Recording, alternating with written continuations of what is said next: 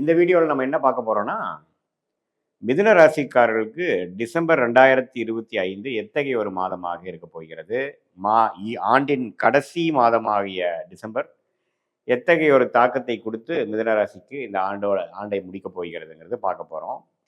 Scientific வேதிக் astrology முறையில் துல்லியமாக அறிவியல் சார்ந்த முறையில் எதையும் மிகைப்படுத்தாமல் பரிகாரங்கள் அது மாதிரி மூட நம்பிக்கையில போகாமல் உள்ளது உள்ளவாறு பார்க்க போறோம்.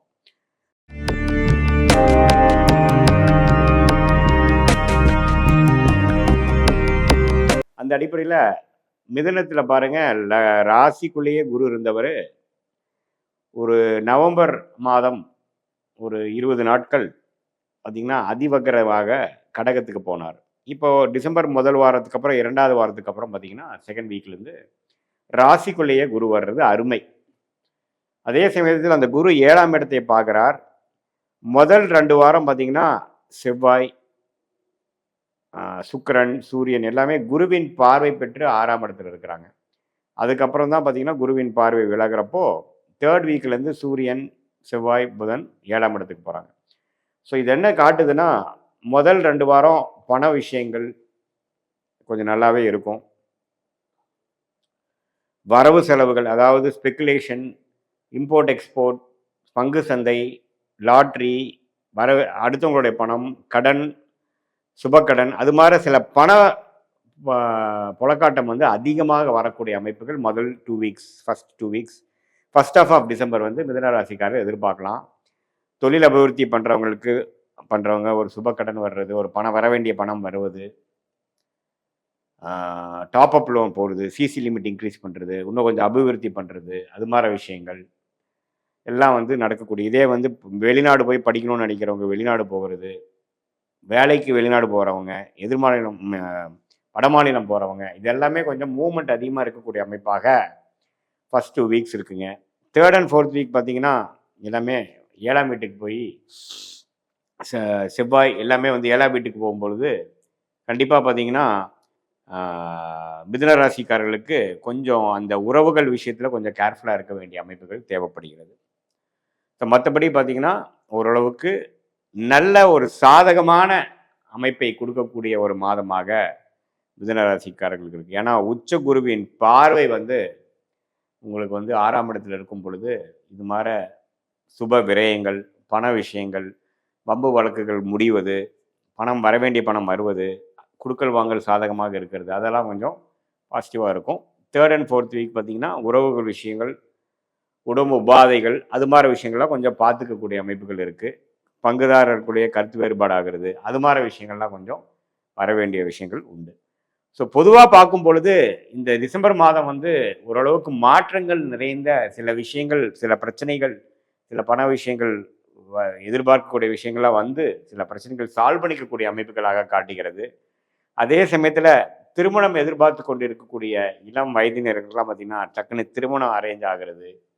குறிப்பாக சொன்னால் செகண்ட் ஆஃப் டிசம்பர் அடுத்த வருஷத்துக்கு பிளானுக்கு வேணுங்கிற உத்வேகமான சில பிளான் பண்ணுறது. இதே மாதிரி மாணவ செல்வர்கள் பார்த்தீங்கன்னா நல்லாவே உத்வேகமாக படிக்கக்கூடிய அமைப்பு, அவங்களோட எக்ஸாம்ஸு ப்ரிப்பரேஷனுக்கு எல்லாமே வந்து ஓரளவுக்கு நல்ல அமைப்பு கொடுக்கக்கூடிய அமைப்பு. என்ன படிக்கலாம், ஏது படிக்கலாம், எந்த காலேஜ் அப்ளை பண்ணாங்கிறதுக்கெலாம் இது வரைக்கும் கிளாரிட்டி அதிகமாக இல்லாதவங்களுக்கெல்லாம் ஓரளவுக்கு கிளாரிட்டி கொடுக்கக்கூடிய அமைப்பு. எப்பவுமே ராசிக்குள்ள குரு வருவது பார்த்தீங்கன்னா கொஞ்சம் எல்லாமே தன்மை ஆகக்கூடிய அமைப்பு. எல்லாமே வந்து நம்ம எதிர்பார்க்கிற விஷயங்கள்லாம் வந்து கொஞ்சம் சாட்டிஸ்ஃபைடாக வந்து நமக்கு சாதகமாக வரக்கூடிய அமைப்புகள்லாம் உள்ள ஒரு சம்பவங்கள், உள்ள ஒரு சூழ்நிலைகள் வரக்கூடிய அமைப்புகள் உண்டு. 10ஆம் இடத்துல சனி இருந்து தொழில் வேலையில் வந்து அதிக முன்னேற்றங்கள், அதிக முயற்சிகள் நீங்கள் போட்டுட்டு இருக்க வேண்டிய அமைப்புகள் உண்டு. ஹார்ட் ஒர்க் நிறையா பண்ணுவீங்க. அது தொடர்ந்து பண்ணிட்டு இருக்கும் பட்சத்தில் உங்களுக்கு நல்ல ஒரு ரிசல்ட்டும் வந்துட்டே தான் இருக்கும். பண வரவில் வந்து எந்த ஒரு பெரிய உங்களுக்கு குறைபாடுகள் இருக்காது. ஸோ இதுதான் பார்த்தீங்கன்னா ஒரு ஓவராலாக டிசம்பர் மாத பலன்கள் வந்து முதல் 2 வாரம் வந்து இது மாதிரி பண விஷயத்தில் நல்ல சாதகமான ஒரு பெனிஃபிட்ஸும், 3rd and 4th வீக் பார்த்தீங்கன்னா சில விஷயங்கள் கேர்ஃபுல்லாக பங்குதாரர்கள், நண்பர்கள், கூட கணவனாக இருந்தால் மனைவியாக இருந்தால் கணவர்லாம் கொஞ்சம் கேர்ஃபுல்லாக நம்ம உறவுகளை பாதுகாக்க வேண்டிய விஷயங்கள். ஏன்னா ஆர்குமெண்ட்ஸ் அது மாதிரி விஷயங்கள் போகாமல் நமக்கு என்ன சொல்ல நினைக்கிறோமோ பொறுமையாக சொல்லி காரியங்கள் சாதிக்க வேண்டும்.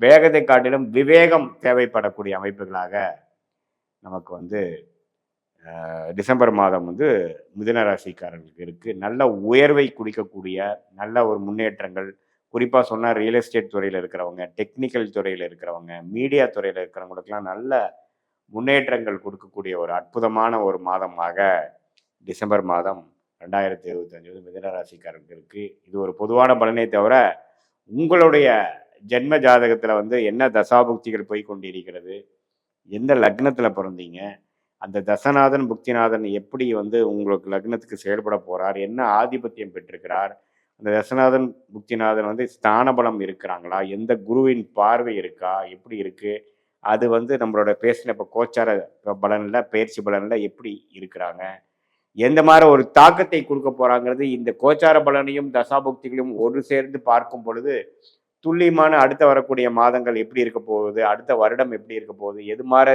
திசையில் நம்ம வாழ்க்கை திரும்ப போகிறது, நம்மளுடைய கர்மா எப்படி காட்டுது, என்ன எதை குறிக்காட்டுகிறது, எது நமக்கு தகுந்த நேரமாக அமைகிறது, எப்போ வேலை கிடைக்கும், எப்போ நம்ம வீடு கட்டலாம், எப்போ வெளிநாடு போகலாம், எப்போ பிஸ்னஸ் ஆரம்பிக்கலாங்கிற, எப்போ கல்யாணம் நடக்கலாங்கிற மாதிரி எல்லா வாழ்க்கைக்கு தேவையான இம்பார்ட்டண்டான விஷயங்கள்லாம் வந்து நம்மளுடைய ஜாதகத்தில் என்ன தசாபுக்திகள் நடந்து அது என்ன காட்டுதுங்கிறத வைத்து நாம் அதுக்கு தகுந்த மாதிரி நம்ம பிளான் பண்ணி நம்மளுடைய வாழ்க்கை திட்டங்களை வாழ்க்கை செயல்களை திட்டமிட்டு நம்ம செயல்படும் பொழுது தேவையற்ற பண விரயங்கள், தேவையற்ற சமய விரயங்களை அவாய்ட் பண்ணி, அதாவது தவிர்த்து, ஏன்னா ஒருத்தரையும் நம்ம தவறுகளை செய்யும் பொழுது நம்ம அதுக்கு வேணுங்கிற விலையை கொடுக்க வேண்டியதாக இருக்கு. ஸோ அதெல்லாம் நம்மளுடைய இந்திய வேத ஜோதிட அடிப்படையில் எப்படி நமக்கு தசாபுக்திகள் வருகிறது, கோச்சாரத்தில் நம்ம கிரகங்கள் எப்படி இருக்குது, நமக்கு எந்த துறை நமக்கு நல்லது, எப்போ நம்ம மாறலாம், எப்போ நம்ம சில முதலீடுகள் செய்யலாங்கிறதெல்லாம் தகுந்த நேரங்கள் பார்த்து அதுக்கு தகுந்த மாதிரி முடிவுகளை நம்மளுடைய இண்டிவிஜுவல் ஜாதக பொறுத்து நம்ம செயல்படும் பொழுது தேவையற்ற எதிர்நீச்சல் செயல்களும் டிலேஸ் அண்ட் டினைல்ஸ் இன் லைஃப் நம்ம அவாய்ட் பண்ணி எளிதில் நம்ம என்ன நினைக்கிறோமோ, எது மாதிரி பிளான் பண்ணுறோமோ அதில் வந்து எந்த விதத்திலும் தவறுகள் இல்லாமல் குறைந்த சேதாரங்கள், குறைந்த செலவுகள் மூலமாக தேவையற்ற செயல்கள் செய்து வீண் விரயங்கள், வீண் டைம் வேஸ்டெல்லாம் செய்யாமல் எந்த விஷயத்தை நாம் வந்து செய்ய நினைக்கிறோமோ நம்மளுடைய பிராப்தத்துக்கு நிகராக ஃபார் எக்ஸாம்பிள் நீங்கள் பார்த்தீங்கன்னா ஐடி துறையில் இருக்கிறவங்களா இருந்தால் எந்த நேரத்தில் வேலை மாறலாம், எந்த நேரத்தில் ஆன்சைட் நம்ம அப்ளை பண்ணி போகலாம், அல்லது திருமணம் எதிர்பார்த்து கொண்டு இருக்கிறவங்களுக்கு எந்த நேரத்தில் திருமணம் அமையக்கூடிய அமைப்புகள் உண்டு, வியாபாரத்தில் இருக்கிறவங்களுக்கு அடுத்து வரக்கூடிய காலகட்டங்கள் எப்படி இருக்குது, எப்போ நம்ம கடன்லாம் அடையும், அது மாதிரி விஷயங்கள்லாம் நம்ம தெரிந்து அதுக்கு தகுந்த மாதிரி நீங்கள் வாழ்க்கை சம்பவங்களை திட்டமிட்டு செயல்படுவீங்க. ஆனால் வாழ்க்கையில் எளிதில் வெற்றி பெற முடியும் என்று சொல்ல விரும்புகிறேன். மீண்டும் மற்றொரு காணொளியில் சந்திப்போம். நன்றி, வணக்கம்.